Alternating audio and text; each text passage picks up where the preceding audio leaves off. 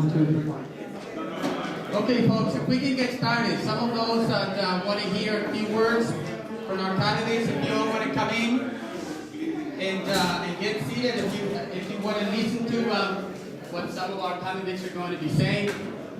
We have 4 people online, and so we said that we start at 9:30, and it's already 9:45, I think, so I think we should get started. Anyways, I want to welcome everybody. Thank you so much for coming out this early. It's amazing that we actually got a good crowd coming out this early. My name is Franklin Garcia. I'm the president of the DC Latino Caucus, and we're excited to have you all here. You know, just a little small brief history of the caucus. You know, we started about in 2005, and the idea to put the caucus together was to, in some ways, get Latinos to participate more in the political process of the city. And we've grown, and over the number of years, we've endorsed a number of candidates. And so we were happy that we could provide this opportunity for a lot of our Latino people in the city to participate in the process. Hector Rodriguez and Dr. Nara are going to provide assistance with the moderation of the process here. And so I think what we should do right now is just quickly, some of you have seen the rules of the day. They're out front. And basically, these are the same rules of the day that we used in the past. And what we wanted to do is really adapt them now. We don't have time to really go through the process of reading all of them. But basically, what will happen today is that we're here from the candidates, and voting takes place anytime between 9:30 and 12. Anybody can come in. Any of our members who have been a member for at least 30 days can come in, vote. They can stick around and listen to the candidates if they want to, or they can simply vote and leave. And so we're happy to be joined by a lot of the candidates today. All we want to do is just basically be clear on one item here, and that is that the endorsement today is not being sponsored by the Greater Washington Chamber of Commerce. They're supporting us today with the with translation and things of that nature, but they're actually not endorsing any candidates. The DC Latino Caucus PAC, in fact, is endorsing the candidates, so we just want to make sure that that's clear out there. Well, without further ado, I'll go ahead and let Hector take over the forum part, and then you can, you're here a lot from him. So Hector, come on. Thank you very much. Good morning, everybody. Good morning. Good morning. I love these kind of things. I love when everybody gets up early in the morning. They talk about DC. DC is ready to become a state in the United States, okay? You always see this little star over here. That's the 51st state star, okay? Look, let me get started. I echo Franklin's welcome, and in behalf of the DC Latino Caucus Council, so we have a political action committee, the PAC, which is really doing this event. We're going to have more crowds coming. I'd like to get started, and the procedure is we have a timekeeper. Candidates will have a series of questions for each group of candidates, and they'll have 1 minute to answer each question, okay? We have a timekeeper who's going to be polite. I mean, we've got, very important people answering questions. He'll try and be as polite as time, So it's not an attack on you, it's just that you want the other candidates up. So nothing personal, okay? And so we want to do that right, and we do have refreshments out there. So what I want to do then at this time is introduce to you somebody who, if I ever get into an alley fight, I want her backing me up. And this lady has been fighting for us in the Congress of the United States. And let me tell you, I've been on the mall with her, visiting, when visitors come in, trying to educate them about statehood for DC and our rights. So she's been everywhere. And so I have the great honor, really, of introducing to you, I don't call her a delegate. I call her a congresswoman, a congressperson. So she's more than a delegate to me. At this time, it is my pleasure to introduce to you Eleanor Holmes Lorton.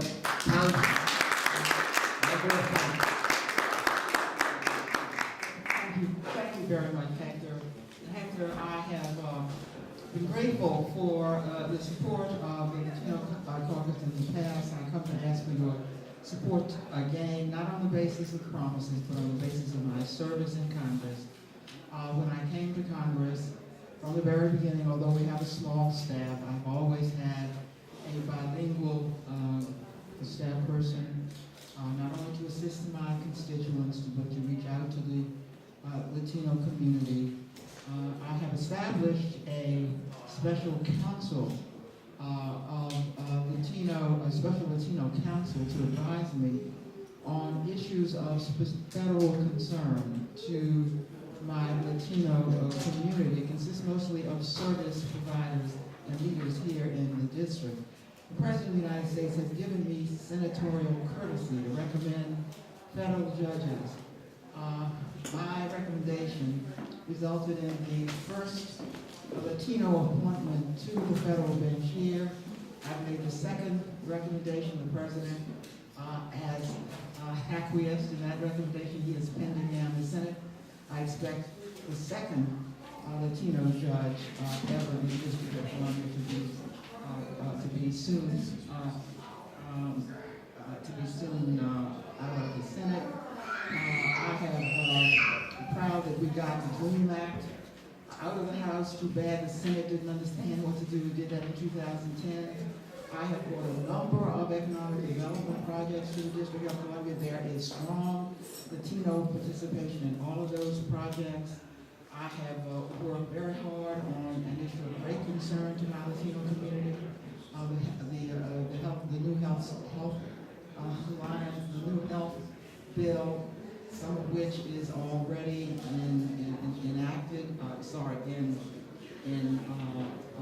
operative here in the District of Columbia. I work very hard on housing issues and education issues of special concern to my Latino constituents. I very much want to have your strong support as I strive again to serve in the Congress of the United States, this time for a 12th term. Thank you very much.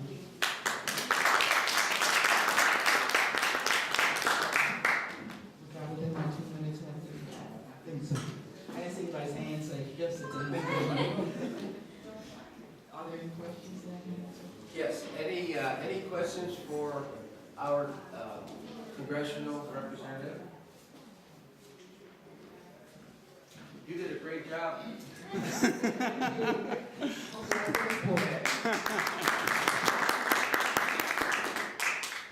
She's been around fighting for us so long that everybody knows exactly where Eleanor Holmes Norton stands.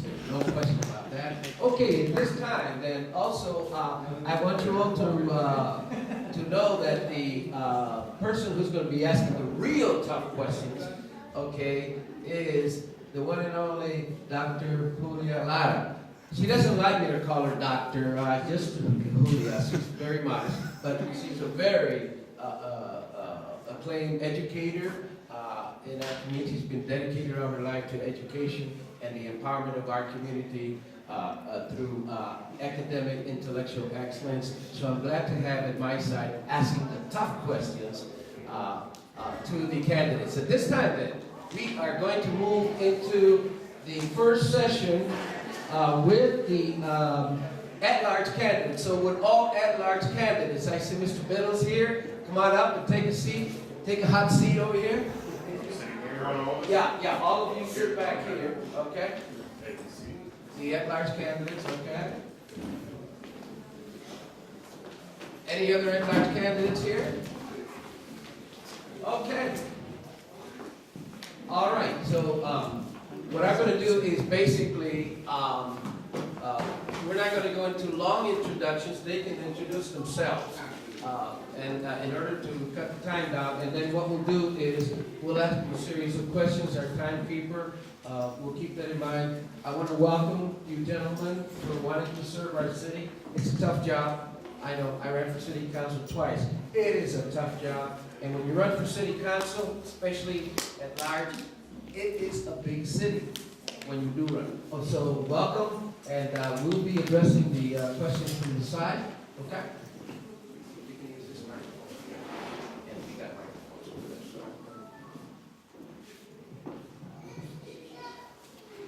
Oh, okay, so, first, if you just would introduce yourself, so go ahead and introduce yourself just a little bit.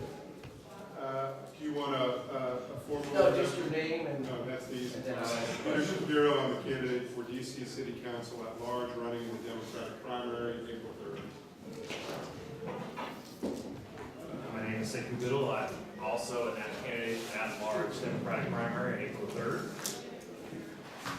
Okay, the first question today that we want our distinguished at-large candidates, and also if another at-large candidate shows up, they're free to come up here and join them, okay? The first question is, what Latino agencies have you met with in the past? What concerns were raised, and how would you help resolve them? And so we'll start with the candidate in the order that they are in the ballot. So in this case, it would be Mr. Biddle first, right? Okay, I have no idea what Yeah. what's wrong with that. Okay. Yeah. So which agencies have we met with in the past and what issues did they raise? Yes. Yeah. So, okay. And what would you do to resolve them? Yeah.